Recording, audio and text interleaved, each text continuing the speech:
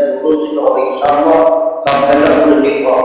তবে আমাদের প্রয়াসটা আমি আমার চিন্তা ভাবনা আছে এখানে ঈদের জামাত নির্ধারণ করেছে সকাল 8টার সময়। ওইটার জন্য সকাল 8টার সময় ইনশাআল্লাহ একটু আগে আসবেন।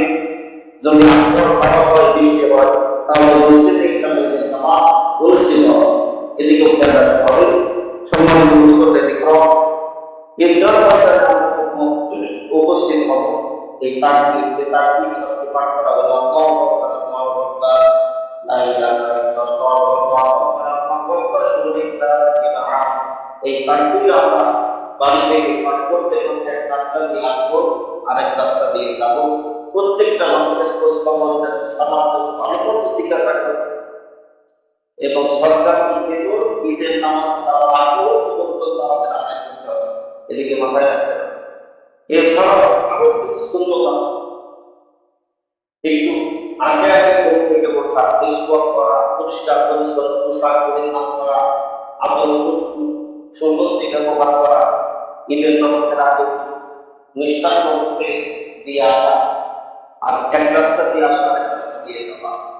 আর যে সমস্ত মানুষগুলি গত বছর রমজানের মাঝে ছিল এই বছর থেকে রমজানের মধ্যে নাই, আবার এই বছর আমরা যারা আসি আবার 18 বছর আমাদের আয়াত থাকবে কিরাতে আমরা দিতে পারবো না। এই জন্য কোনো মানুষ যদি কোনো মানুষের অন্তরের ভিতরে ক্ষোভ থাকে, হিংসা থাকে, কোনো মানুষ যদি কোনো মানুষকে দেখতে পারে না এরকম কোনো মানসিকতা থাকে, নিশ্চয় আল্লাহর প্রতি তার বান্দাকে বান্দাকে ক্ষমা করতে পারে।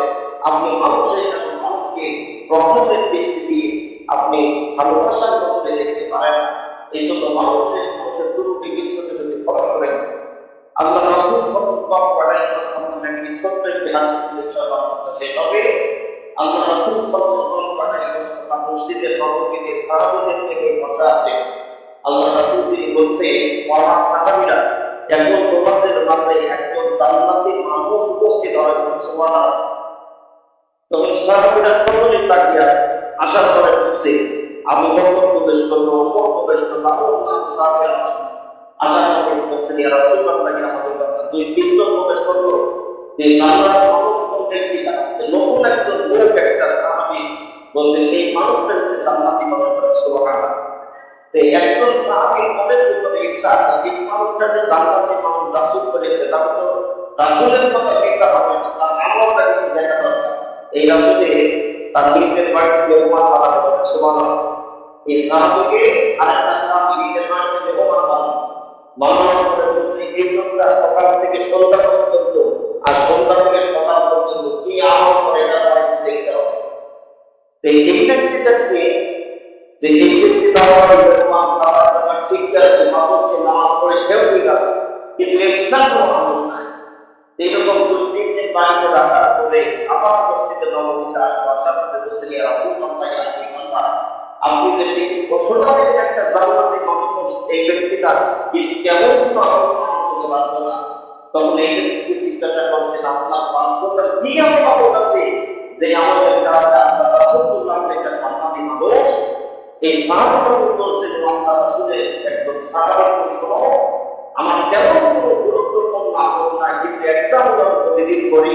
আমি রাত্রে যখন ঘুমাতে যাই আমি আমার সমাজের সমস্ত মানুষ যতগুলি মানুষের সাথে আমার চলাফেরা দেখতে উঠা বসা কথাবার্তা আমি সকলকে ক্ষমা করে দিই, সুবহানাল্লাহ। তবে একটা ভালো আমল হলো মানুষকে ক্ষমা করে দেওয়া। সারাদিন চলতে গেলে কত মানুষের সাথে আমাদের বিয়াদত হয়ে যায়, খারাপ আচরণ হয়ে যায়।